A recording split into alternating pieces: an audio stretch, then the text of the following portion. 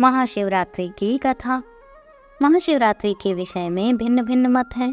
कुछ विद्वानों का मत है कि आज ही के दिन शिवजी और माता पार्वती विवाह सूत्र में बंधे थे, जबकि अन्य कुछ विद्वान ऐसा मानते हैं कि आज के ही दिन शिवजी ने कालकूट नाम का विष पिया था, जो सागर मंथन के समय समुद्र से निकला था। ज्ञात हो कि यह समुद्र मंथन देवताओं और असुरों के अमृत प्राप्ति के लिए किया गया था। एक शिकारी की कथा भी इस त्योहार के साथ जुड़ी हुई है कि कैसे उसके अनजाने में की गई पूजा से प्रसन्न होकर भगवान शिव ने उस पर अपनी असीम कृपा की थी। यह कथा पौराणिक शिव पुराण में भी संकलित है।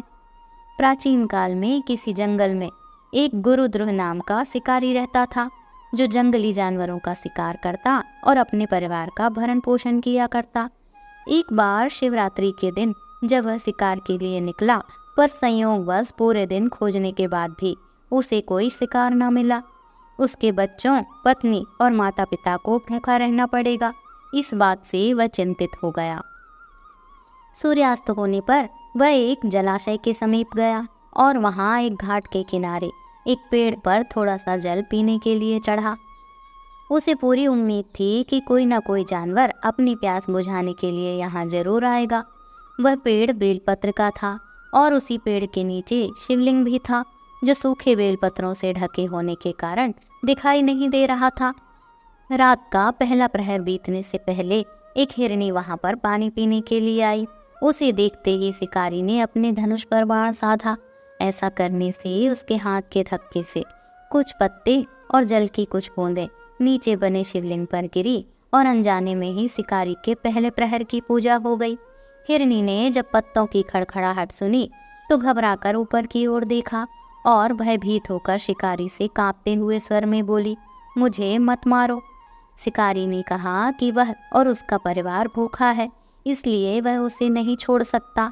हिरनी ने वादा किया कि वह अपने बच्चे को अपने स्वामी को सौंप करके लौट आएगी, तब वह उसका शिकार कर ले। शिकारी को उसकी बात का विश्वास नहीं हो रहा था। उसने फिर से शिकारी को यह कहते हुए अपनी बात का भरोसा करवाया कि जैसे सत्य पर ही धरती टिकी है, समुद्र मर्यादा में रहता है और झरनों से जलधाराएं गिरा करती हैं, वैसे ही वह भी सत्य बोल रही है। क्रूर होने के बावजूद भी शिकारी को उस पर दया आ गई और उसने जल्दी लौटना कहकर उस हिरनी को जाने दिया। थोड़ी ही देर बाद एक और हिरनी वहां पानी पीने आई। शिकारी सावधान हो गया, तीर साधने लगा और ऐसा करते हुए उसके हाथ के धक्के से फिर पहले की ही तरह थोड़ा जल और कुछ बेलपत्र नीचे शिवलिंग पर जा गिरे और अनायास ही शिकारी के दूसरे प्रहर की पूजा भी हो गई। इस हिरनी ने भी भयभीत होकर शिकारी से जीवन दान की याचना की, लेकिन उसके अस्वीकार कर देने पर हिरनी ने उसे लौट आने का वचन यह कहते हुए दिया कि उसे ज्ञात है कि जो वचन देकर पलट जाता है उसका अपने जीवन में संचित पुण्य नष्ट हो जाता है। इस शिकारी ने पहले की ही तरह हिरनी के वचन का भी भरोसा कर उसे जाने दिया।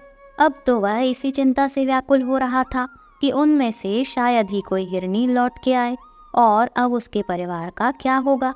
इतने में ही उसने जल की ओर आते हुए एक हिरण को देखा। उसे देखकर शिकारी बड़ा प्रसन्न हुआ। अब फिर धनुष पर बाण चढ़ाने से उसके तीसरे प्रहर की पूजा भी स्वतः संपन्न हो गई, लेकिन पत्तों के गिरने की आवाज से वह हिरण सावधान हो गया। उसने शिकारी को देखा और पूछा कि तुम क्या करना चाहते हो। वह बोला, अपने कुटुंब को भोजन देने के लिए मैं तुम्हारा वध करूंगा। वह मृग प्रसन्न होकर कहने लगा कि मैं धन्य हूँ कि मेरा यह शरीर किसी के काम आएगा, परोपकार से मेरा जीवन सफल हो जाएगा, पर कृपया कर अभी मुझे जाने दें ताकि मैं अपने बच्चों को उनकी माता के हाथ में सौंपकर और उन सबको धीरज बंधाकर यहाँ लौट आऊं।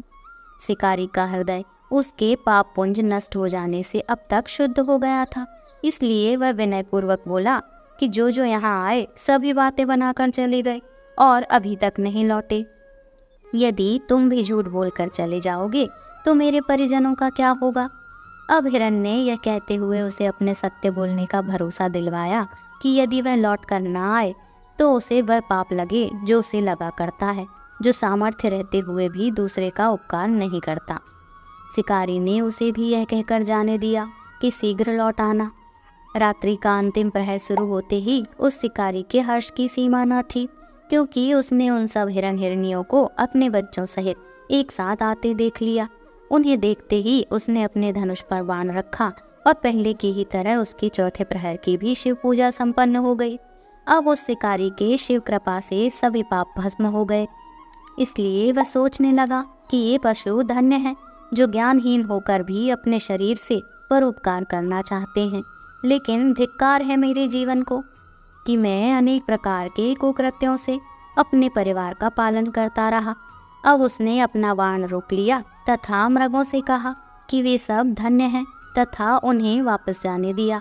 उसके ऐसा करने पर भगवान शंकर ने प्रसन्न होकर तत्काल उसे अपने दिव्य स्वरूप का दर्शन करवाया तथा उसे सुख समृद्धि का वरदान देकर गुह नाम प्रदान किया।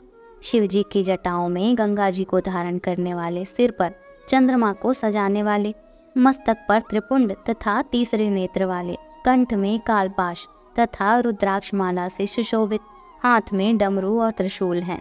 भक्तगण बड़ी श्रद्धा से जिन्हें शिव शंकर, शंकर, भोलेनाथ, महादेव, भगवान आशुतोष, उमापति, गौरी शंकर, सोमेश्वर, महाकाल, ओंकारेश्वर, वैद्यनाथ, नीलकंठ, त्रिपुरारी, सदाशिव तथा अन्य सहस्त्र नामों से संबोधित कर उनकी पूजा अर्चना किया करते हैं। ऐसे भगवान शिव एवं शिवा हम सबके चिंतन को सदा सदैव सकारात्मक बनाए रखें एवं सभी की मनोकामनाएं पूर्ण करें।